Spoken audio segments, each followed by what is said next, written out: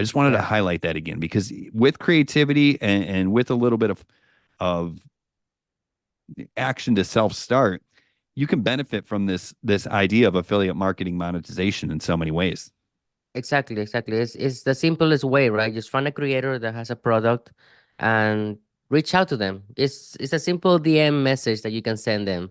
And of course, they also want more exposure with their product. So most of the times they're gonna say yes. Interview me, and then we'll talk about the product, and then you can promote it in your audience. And then what you're doing is you're grabbing their audience as well, because that person is probably going to promote that episode to his own audience, which will give you more exposure to your podcast, and then you get more exposure for more people to come on your podcast as well.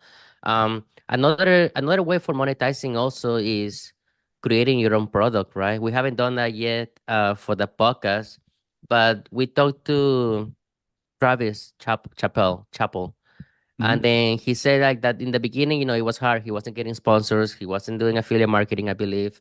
But then he did create like a master class or like a mastermind class, right? And that was his main source of income through the podcast. So he was selling his services on the podcast.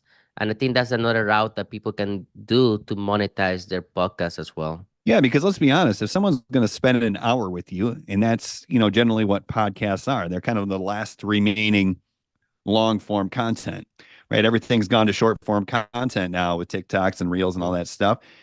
But there's still people who want to invest time in experts or creators or authority figures, and they're craving that long form content. You kind of this is a situation where you got to zig when everybody else is zagging or vice versa. It's like everyone's gone to short form now. So we decided, hey, that was part of the reason I got talked into starting this whole thing with you is we talked to Travis at that event and he's Hmm. like, yeah, it's the last remaining long form content platform. I was like, you're right.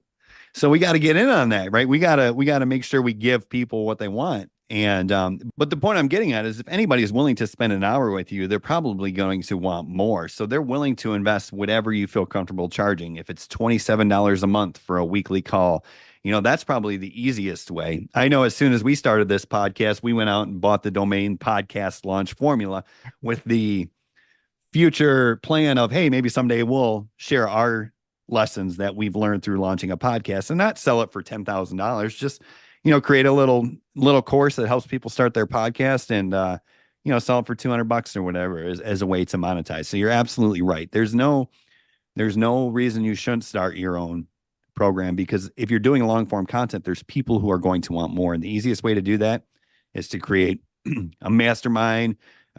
School is a big one now, where you Uh, create a community. the community, right? It's like Facebook groups, but outside Meta, right? Exactly right. It gives you an opportunity. Facebook groups are, I don't want to say they're dying, but they're just not really a great way to build a community because the way the algorithms work. So people are moving off Facebook to grow their community, and that's really what people want, right? Yeah, I mean, especially for the community people. Well, the way the Facebook, first of all, let's back up a little bit. The way Facebook groups work, you're dependent on Mark, basically, right? So if you say something that you're not supposed to say, then Mark will give you a warning, right? And then if the algorithm, the way it works, just how you said it, you can post something and nobody can see it. If it doesn't get interactions, nobody will see it. It will just go to the bottom of the list, right? So the only cool thing that I like about it is that you can trick it where you can just send a comment randomly, weeks later, and then the post will pop up in the front because it's the last one that got the interaction, which that's the only cool thing about it. But yeah, it's cool.